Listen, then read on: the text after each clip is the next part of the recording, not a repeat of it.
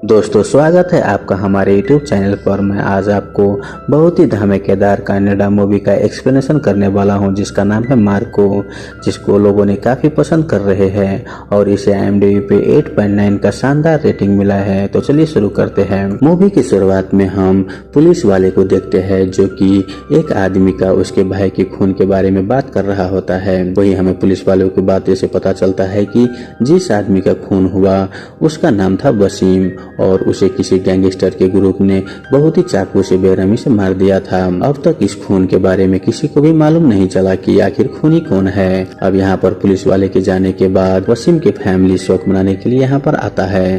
तभी वहाँ पर एक डिफेंडर कार आती है, जिसे आता देख विक्टर नाम का आदमी सुनता है। और जब वसीम का खून हुआ तो विक्टर उसके पास ही था, लेकिन वो खून होते हुए नहीं देख पाया क्योंकि वो अंधा होता है और इसी वजह से खूनी ने उसे जिंदा छोड़ दिया था। और अब इस गाड़ी से रेसल नाम का एक आदमी बाहर आता है, जो कि इनकी शोक सभा में शामिल होने के लिए आया था।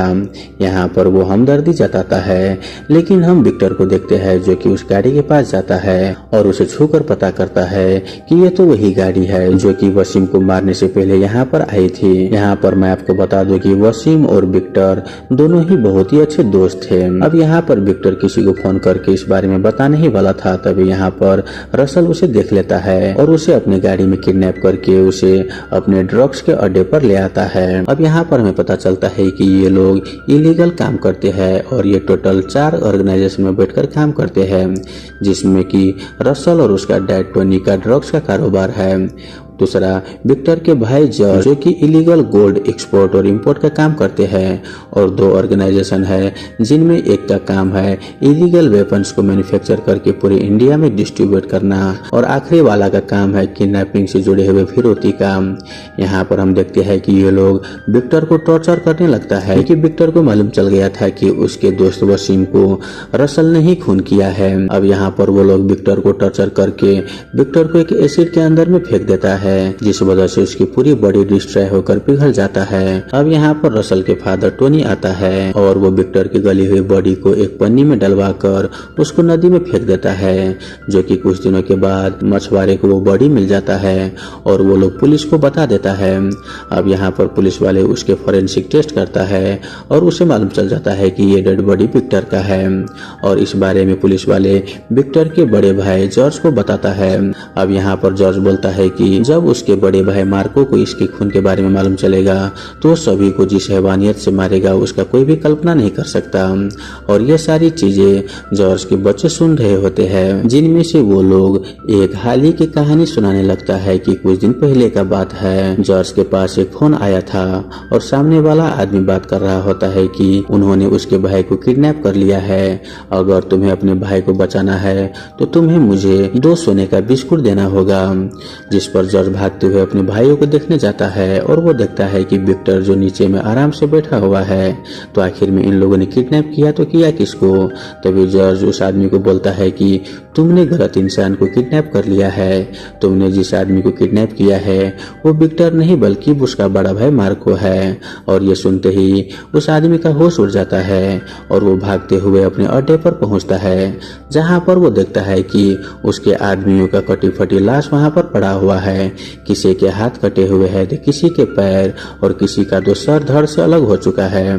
और तभी वो सामने एक तरफ पिंजरे में मार्को को देखता है, जो कि कुत्तों से फाइट कर रहा था। वही वो उन कुत्ते के मुंह को फाड़कर 2 हिस्सों में कर देता है। अब ये देखकर वो वहां से भागने की कोशिश करता है, लेकिन मार्को उसे पकड़कर उसे बहुत ही बुरी तरह से मार देता है। अब यहाँ से सीन प्रेजेंट में शिफ्ट होता है, जहाँ पर जॉर्ज को देखते हैं, जो कि अपने भाई विक्टर का फ्यूनरल मनवाने वाला था। इसके लिए उसके सारे आदमी और दूसरे ऑर्गेनाइजेशन के बॉस भी वहां पर आता है।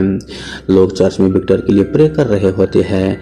तभी वहां पर मार्को आता है और वो स्पीकर पर बोलता है कि जिसने भी उसके भाई को मारा है वो उसे बहुत ही बुरी मौत देगा, जिसे देखकर सभी लोग का रूह कांप जाएंगे।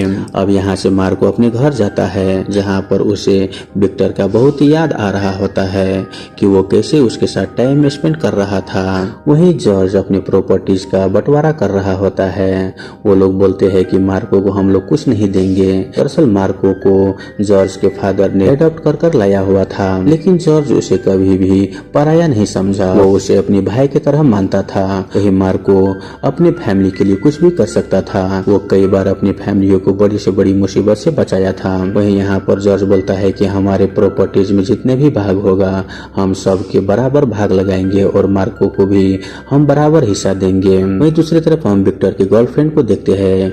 वो बहुत ही रो रही थी क्योंकि वो प्रेग्नेंट थी और कुछ ही दिनों में उसका बच्चा भी होने वाला था, लेकिन उससे पहले विक्टर का मौत हो गया।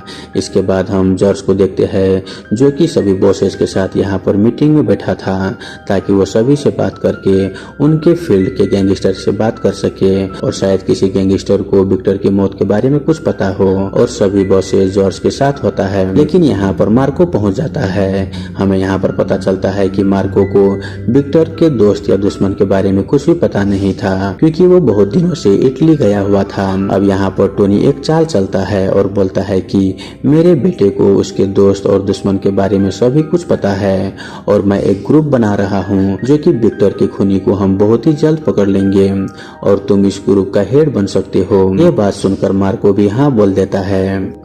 मार्को इन सभी के साथ मिलकर इन्वेस्टिगेट करना शुरू कर देता है, लेकिन उसको यहाँ पर यह मालूम नहीं था कि जिन लोगों के साथ वो इन्वेस्टिगेट कर रहा है वही लोग उसके भाई विक्टर को मारा है। इसलिए जब भी मार्को को कोई सुराग मिलता तो ये लोग किसी न किसी वजह से उस सुराग को डिस्ट्रॉय कर देता है। इधर जॉर्ज भी एक के बाद एक दूसरे गैंगस्टर को मारना शुरू कर देता है। वो बहुत लोगों को मार चुका था लेकिन अभी तक उसे कोई भी सुराग नहीं मिलता, जिसके कारण वो बहुत ही निराश हो जाता है। अब इधर हम कुछ पुलिस वाले को देखते हैं जो कि एक फैक्ट्री के सामने आता है जहां पर वसीम का खून हुआ था। वो पुलिस वाले फैक्ट्री के लोगों से बोलता है कि तुम्हारे बाहर लगे कैमरे का फुटेज देखना है, लेकिन ये लोग फुटेज देने से साफ इनकार कर देता है और बोलता है कि अगर किसी को भी अपनी जान प्यारी है तो यहाँ पर नहीं आएगा और तुम पुलिस वाले हो इसलिए हम तुम्हें यहाँ से जिंदा जाने दे रहे हैं। और ये पुलिस वाले वहाँ से निकल जाते हैं और ये सारी बात मार्को को बता देता है, जिस पर मार्को बहुत ही तेजी से वहाँ पर आ जाता है और वहाँ के हेड से वो बातचीत करता है। लेकिन ये फैक्ट्री एक फाइट क्लब था और इसके अंदर करीब 100 से भी ज्यादा फाइटर्स खड़े हुए थे, इसलिए वो लोग यहाँ पर बोलता है कि अगर तुम या कोई भी यहाँ पर आ जाए मैं फुटेज नहीं दूंगा। यही मार्को ये सब चुपचाप सुन रहा था।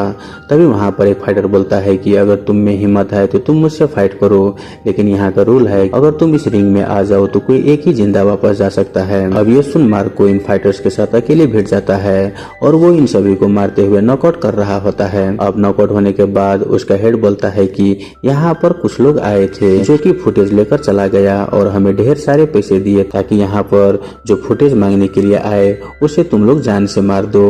अब ये सुन मार्को उधर से चले जाता है। इधर हम टोनी को देखते हैं जो कि जॉर्ज को वीक करने के लिए इंडियन नेवी को उसके सोने के बारे में बता देता है कि उसका करीब 120 किलो का सोना दूसरे कंट्री से इधर आ रहा है। यह बोलकर वो उसके सोने को पकड़वा देता है। अब इधर जॉर्ज को इतने ज्यादा पैसा नुकसान होने के कारण वो पूरी तरह से टूट चुका था, लेकिन टोनी उसे अपने घर बुलाकर उसे दिलासा देता है ताकि उससे उसकी बॉन्डिंग मजबूत हो जाए। अब कुछ देर के बाद जॉर्ज उसके घर से जाने लगता है। तभी रास्ते में टोनी का दूसरा बेटा उसे लिफ्ट मांगता है और उसके कार में आकर बैठ जाता है और जॉर्ज को वो बोलता है कि उसके सोना उन्होंने ही पकड़वाया है। अब यहाँ पर जॉर्ज कुछ कर पाता उससे पहले ही वो जॉर्ज के पेट में चाकू घोंप देता है और उसे घायल करके वो वहाँ से चले जाता है। लेकिन जॉर्ज जैसे तैसे गाड़ी चलाकर हॉस्पिटल पहुंच जाता है। अब हॉस्पिटल में इलाज के दौरान उसकी जान बच जाती है, लेकिन वो अभी भी बेहोश था। अब दूसरे सीन में हम एक बंदे को पुलिस वाले से मिलते हुए देखते हैं जो खुद को वो यूट्यूबर बताता है और बोलता है कि वो गाड़ियों में कैमरे लगाकर जहां पर इलीगल काम होता है वहां पर अपनी गाड़ियों को पार्क कर देता है, जिसकी मदद से वो इलीगल काम करने वालों के बारे में सारी चीजें पता कर सके। और इसी बीच वो अपनी गाड़ी को वही फाइट क्लब के बाहर पार्क किया था जिसकी कैमरे में वसीम का वो वीडियो बन चुका है और यहाँ पर सभी लोगों का चेहरा साफ साफ दिख रहा है। यह सुनकर पुलिस वाले कमिश्नर के पास जाता है और उसकी सारी चीजें उनके बारे में बता देता है और उसको एक फाइल के साथ वो पेन ड्राइव भी देता है जिसके अंदर वो वीडियो थी। लेकिन इसके बाद हम देखते हैं कि जब पुलिस वाला अपने घर पर था तो कोई वहां पर आकर उसे जान से मार देता है और नेक्स्ट डे को उस यूट्यूबर को भी किडनैप कर लेता है और और उससे सारी इन्फॉर्मेशन निकालकर उसे भी जान से मार देता है। अब इधर हम देखते हैं कि जॉर्ज को होश आ चुका था।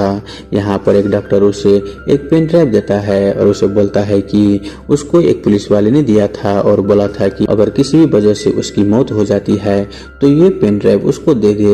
और जैसे ही जॉर्ज उस वीडियो को देखता है तो उसे पता चल जाता है कि टोनी और उसका बेटा ही यहाँ पर खूनी है और उन्होंने ही वसीम और विक्टर को मारा है। इधर हम मार्को को देखते हैं जो कि टोनी के बड़े बेटे रसेल के साथ कहीं पर जा रहा होता है और उसके पीछे बहुत सारी गाड़ियां भी थे जिसमें रसेल के बहुत सारे आदमी मौजूद थे।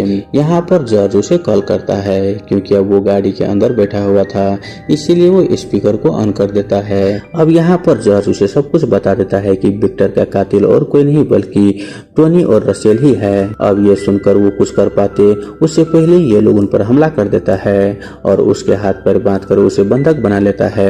यहाँ पर रसेल उसको अपना सारा प्लान बताता है और विक्टर को उन्होंने जिस तरीके से मारा था उसका पूरा वीडियो बनाया था और वो मार्को को वो दिखाने लगता है और फिर ये लोग मार्को को बहुत ज्यादा टॉर्चर करते हैं, लेकिन मार्को के चेहरे पर खौफ नहीं दिख रहा था। तभी वहाँ पर मार्को का एक करीबी दोस्त भी था जिसके बाद रसेल उसके सामने ही उसके दोस्त के हाथ काट देता है और उससे बहुत ही टॉर्चर करता है ताकि उसे देखकर मार्को के चेहरे पर खौफ आ जाए, लेकिन मार्को के चेहरे पर कोई खौफ नहीं दिख रहा था। यहाँ पर मार्को अपने मुंह से रसेल के एक आदमी को अटैक करके उसके कान को उखाड़ देता है और अपने मुंह में चाकू लेकर उन सब पर अटैक करने लगता है और उन्हें बुरी तरीके से मारना शुरू कर देता है। अब इसी बीच वो अपना हाथ को खोल लेता है और चैन से लेकर उन पर अटैक कर देता है जिसमें कि वो सभी के बॉडी को टुकड़े टुकड़े करके उनकी बहुत ही बुरी हालत कर देता है। और वो जैसे ही रसेल को मारने ही वाला था तभी वहाँ पर रसेल उसे बोलता है कि विक्टर की गर्लफ्रेंड उसके कब्जे में है और अगर उसे कुछ भी हुआ तो वो लोग उसे जान से मार देगा, जिस पर ना चाहते हुए भी मार्को को उसे छोड़ना पड़ता है। अब यहाँ पर मार्को अपनी तरीके से विक्टर की गर्लफ्रेंड के बारे में सारी चीजें पता कर लेता है और जब वो वहाँ पर पहुँचता है तब देखता है कि उसके सामने बहुत सारे गुंडे थे। अब यहाँ पर बहुत ही धमाकेदार फाइट होता है। अब यहाँ पर मार्को उन सभी गुंडों को बहुत ही बुरी तरीके से मारना शुरू कर देता है। मार्को उन सभी गुंडों को मारकर उस लड़की के पास पहुंचता है, तब उसे पता चलता है कि वो दूसरी लड़की है। यहाँ पर टोनी आकर बोलता है कि मुझे उस लड़की के बदले करीब 300 किलो सोना चाहिए, नहीं तो अगले 48 घंटे में हम लोग उसे जान से मार देंगे। वहीं दूसरे सीन में हम देखते हैं कि मार्को टोनी के छोटे बेटे को किडनैप कर लेता है और उसको एक कंटेनर में बंद करके उसके अंदर गैस को छोड़ देता है, जिस वजह से उसके दम घुटने लगता है और वो काफी ज्यादा तड़पने लगता है और कुछ देर के बाद वो कंटेनर ब्लास्ट हो जाता है जिसमें उसके चिथड़े उड़ जाते हैं। अब डील को पूरा करने के लिए मार्को रसेल के पास पहुंचकर उसे एक सूटकेस देता है और जैसे ही रसेल वो सूटकेस खोलता है वो देखता है कि उसके अंदर उसके डैड का कटा हुआ हाथ है, यानी कि टोनी का। अब यहाँ पर मार्को एक नई डील करता है और वो बोलता है कि विक्टर की गर्लफ्रेंड के बदले तेरा बाप का एड्रेस। अब यहाँ पर मार्को बोलता है कि तुम्हारे पास सिर्फ 1 घंटा है, अगर तुम 1 घंटे के अंदर यह कटे हुए हाथ लेकर जाओ तो तुम अपने डैड के हाथ को जोड़ सकते हो। अब ये सुनकर रसेल विक्टर की गर्लफ्रेंड को छोड़ देता है और मार्के के बताए हुए एड्रेस पर पहुंच जाता है जहां पर वो अपने फादर को बता हुआ पाता है। अब रसेल अपने डैड को छुड़ाने लगता है, लेकिन तभी वो देखता है कि वहां पर बम लगा हुआ था जो कि कुछ ही देर में ब्लास्ट होने वाला था। अब ये देखकर मार्को अपने डैड को वहीं पर छोड़कर उस कंटेनर से बाहर आ जाता है और उसी के सामने वो कंटेनर ब्लास्ट हो जाता है जिसमें उसके फादर की बहुत ही बुरी तरीके से मौत हो जाता है। अब यहाँ पर रसेल मार्को का कुछ नहीं कर पाता। रसेल बदले के भावना लेकर एक आदमी के पास जाता है जहाँ पर वो शख्स किसी को मारकर उसे टुकड़े टुकड़े कर रहे थे। यहाँ पर हमें पता चलता है कि ये टोनी का सबसे बड़ा बेटा है। दरअसल टोनी इसे अडॉप्ट किया हुआ था। अब यहाँ पर इस आदमी को मालूम चलता है कि टोनी मर चुका है, जिसे सुनकर उसे बहुत ही दुख पहुँचता है क्योंकि वो टोनी को बहुत ही इज्जत करता था और टोनी उसके लिए गॉडफादर था और इसीलिए वो रसेल के साथ मिलकर मार्को की पूरी फैमिली का मारने का प्लान बनाने लगता है और उसके घर में कौन कौन है वो सब कुछ पता कर लेता है। अब यहाँ पर रात को हम विक्टर की गर्लफ्रेंड को देखते हैं जिसको लेबर पेन होने लगता है, लेकिन इस समय बाहर जाना बहुत ही खतरनाक था, इसीलिए जॉर्ज डॉक्टर को अपने घर पर ही बुलाता है ताकि वो डिलीवरी करवा सके। लेकिन जैसे ही उसकी डिलीवरी होना शुरू होता है यहाँ पर जॉर्ज के घर में लाइट कट जाती है और घर के अंदर बहुत सारे लोग बंदूक लेकर घुस जाते हैं। ये सब देखकर जॉर्ज और मार्को अपनी पूरी फैमिली को छुपा देता है और वो खुद उन सब के ढाल बनकर उन गुंडों से लड़ने लगता है। और विक्टर और जॉर्ज रसेल और उस शख्स के बहुत सारे आदमियों को मार चुका था। लेकिन तभी रसेल और उसके बड़े भाई उसके घर में घुस जाता है और उसके घर में फायरिंग करना शुरू कर देता है और उसके बहुत सारे लोगों को भी मारना शुरू कर देता है। यहाँ पर वो लोग मार्को और जॉर्ज को भी पकड़ लेता है और उन दोनों को बहुत ही बुरी तरीके से मारता है, जिस कारण से वो बहुत ही घायल हो चुके थे। अब यहाँ पर मार्को और जॉर्ज को एक जगह पर बांध के रखता है और उसके सारी फैमिलियों को उठा कर उसके सामने लाता है और उसके सामने ही वो उसके फैमिली को बहुत ही बुरी तरीके से मारने लगता है। एक एक करके रसेल और उसके बड़े भाई मार्को और उसकी फैमिली को मार देता है। अब ये देखते हुए मार्को की माँ वहाँ पर रोने लगती है, लेकिन वो गुंडा उसके मुंह पकड़कर उसे फाड़ देता है और उसे भी गन से शूट करके मार देता है।